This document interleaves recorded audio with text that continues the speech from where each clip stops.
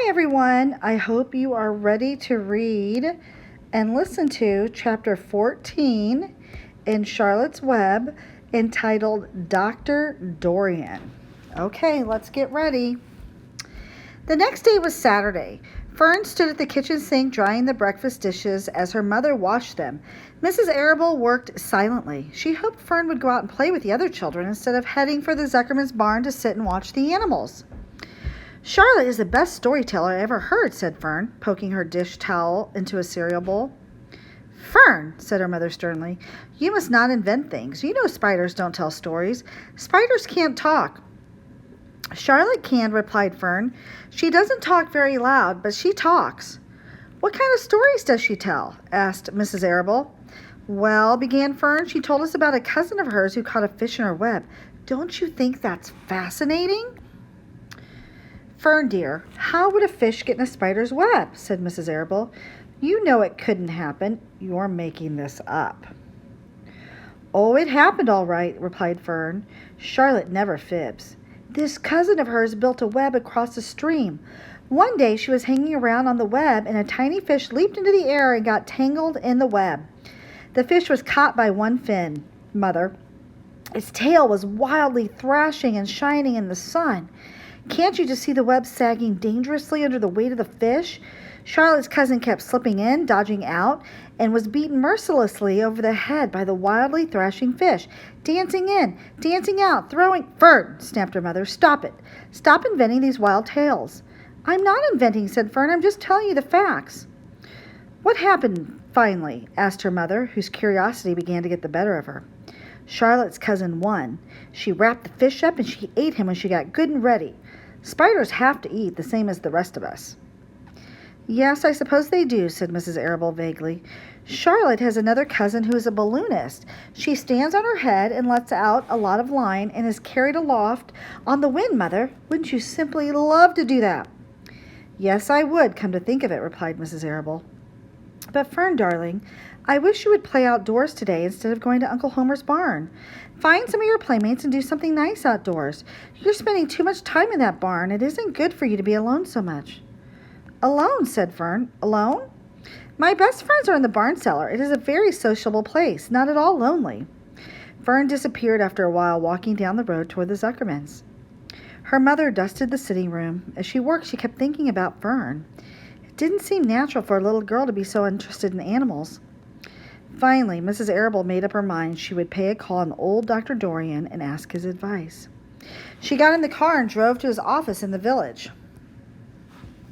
Dr. Dorian had a thick beard. He was glad to see Mrs. Arable and gave her a comfortable chair. It's about Fern, she explained. Fern spends entirely too much time in Zuckerman's barn. It doesn't seem normal. She sits on a milk stool in a corner of the barn cellar near the pig pen and watches the animals, hour after hour. She just sits and listens. Dr. Dorian leaned back and closed his eyes. How enchanting, he said. It must be real nice and quiet down there. Homer has some sheep, hasn't he? Yes, said Mrs. Arable, but it all started with that pig we let Fern raise on a bottle. She calls him Wilbur. Homer bought the pig, and ever since it left our place, Fern has been going to her uncle's to be near it. I've been hearing things about that pig, said Dr. Dorian, opening his eyes. They say he's quite a pig. And there's Mrs. Arable right there. And she is in Dr. Dorian's office. And she does look, there is a concerned look on her face. She does look concerned. I can see it.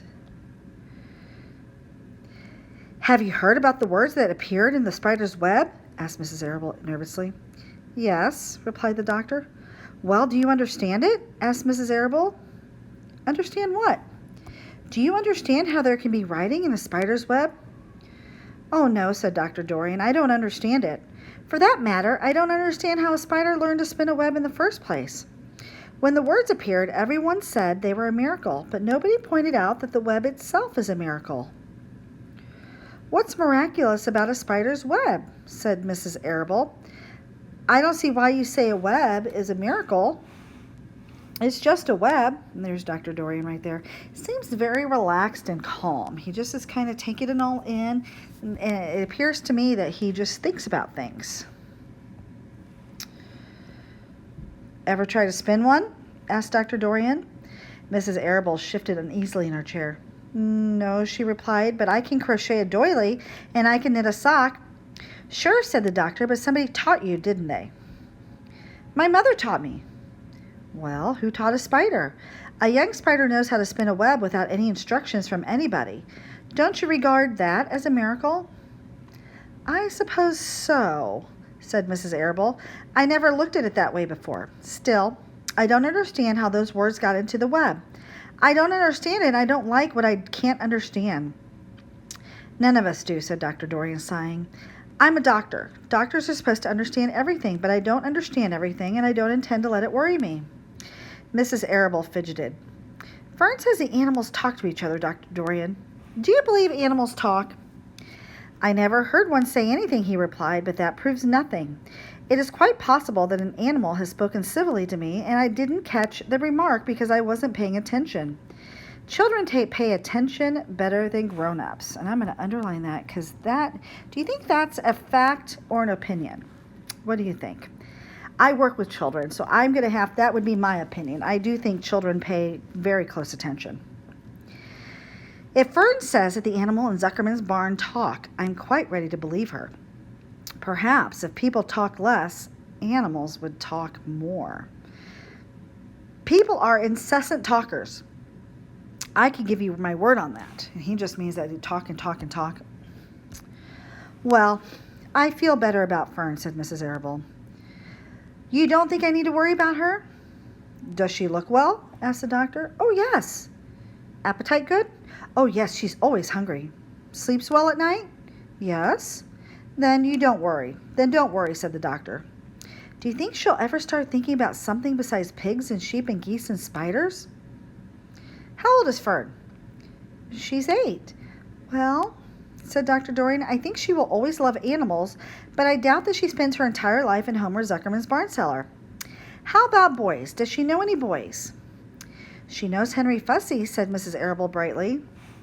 Dr. Dorian closed his eyes again and went into a deep thought. Henry Fussy, he mumbled. Remarkable. Well, I don't think you have anything to worry about. Let Fern associate with her friends in the barn if she wants to. I would say offhand the spiders and pigs were fully as interesting as Henry Fussy. Yet I predict that the day will come when even Henry will drop some chance remark that catches Fern's attention. It's amazing how children change from year to year. How's Avery? He asked, opening his eyes wide. Oh, Avery, chuckled Mrs. Arable. Avery is always fine. Of course, he gets into poison ivy and gets stung by wasps and bees and brings frogs and snakes home and breaks everything he lays his hand on. He's fine. Good, said the doctor. Mrs. Arable said goodbye and thanked Dr. Dorian very much for his advice. She felt greatly relieved. Now I have some questions for you, kids. What was Fern's mother concerned about? Yes, Fern's mother, she felt that Fern was spending way too much time alone with the animals in the barn and not enough time playing with other children. And that worried her. And then she also was worried because Fern was telling her that animals could talk. The last question, too.